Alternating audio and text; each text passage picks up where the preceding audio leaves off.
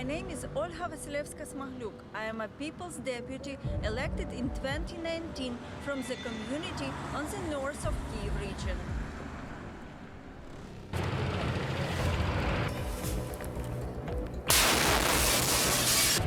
My electoral district is a place that was the epicenter of an environmental disaster, because the infamous Chernobyl is located there, and on the other hand, it's a place of rethinking the approach to preserving the environment for future generations. Now there are 4,000 models of solar Chernobyl project that allows accumulating safe energy.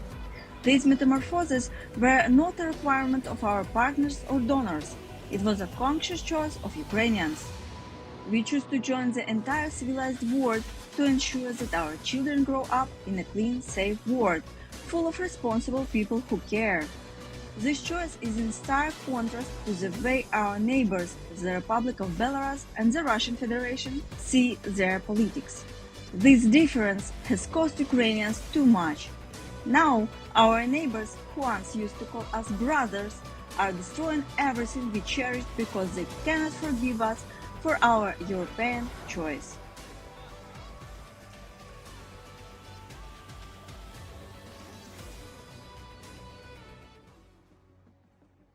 There used to be a huge window manufacturing plant at this site, which provided workplaces and taxes to the budget. During the invasion, Russians turned it into their headquarters with a torture chamber in the basement.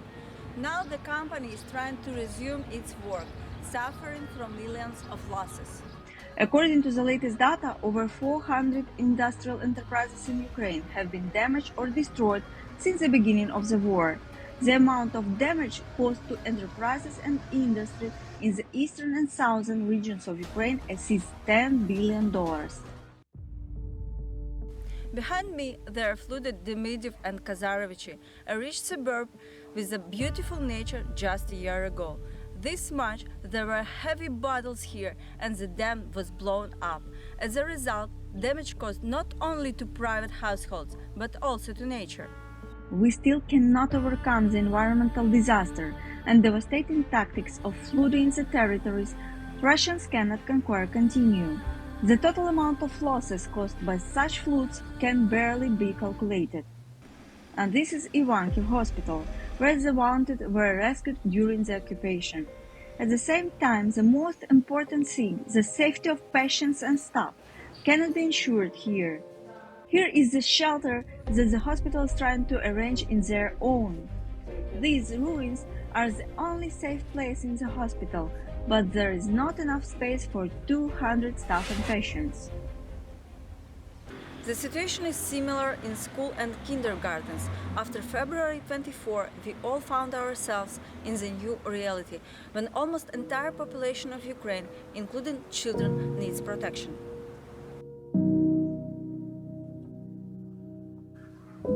Several $million are needed to build a shelter in my voting district itself. Only thanks to cooperation with UNICEF, we managed to start the construction of 22 shelters, which unfortunately is not enough. In total, since the beginning of Russia's war against Ukraine, at least 1,000 secondary education institutions in my country have been damaged, destroyed or seized. Of the educational facilities that remains, only 11% have their own civil protection facilities.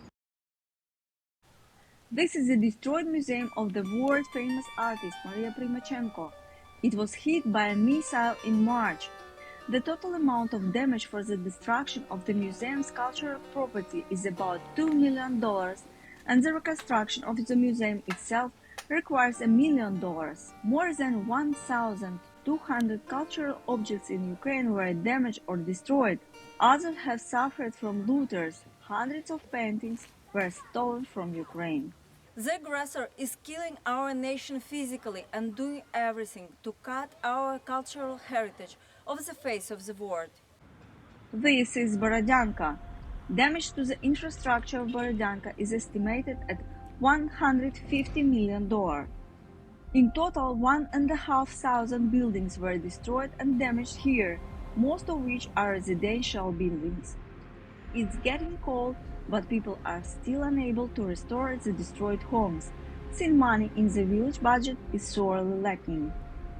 We are grateful to all our partners for helping our state budget, but despite the amount of help provided, the example of Borodyanka proves that it's not enough. The amount of losses of infrastructure in the country in general exceeds billions of dollars. As for now, the total amount of direct infrastructure damage reached $115 billion. There are no final estimates of the extent of the destruction while I'm recording this video. It's extremely difficult to calculate the damage because only this week enemy Russian militaries fired more than 100 missiles at Ukraine. Ukrainians made a conscious European choice, and now we are paying the highest price for the opportunity to become part of the political and security component of Europe. We pay for it with the blood of our soldiers and civilians. We keep contributing to the army all available resources to stop this destruction as soon as possible. But let's be real, it's barely possible for us to deter the enemy without supplies and weapons and financial support. It's barely possible to preserve all these values that you are discussing at the forum today. Please don't let reminders of this disappear from the priority topics of the international dialogue. Glory to Ukraine!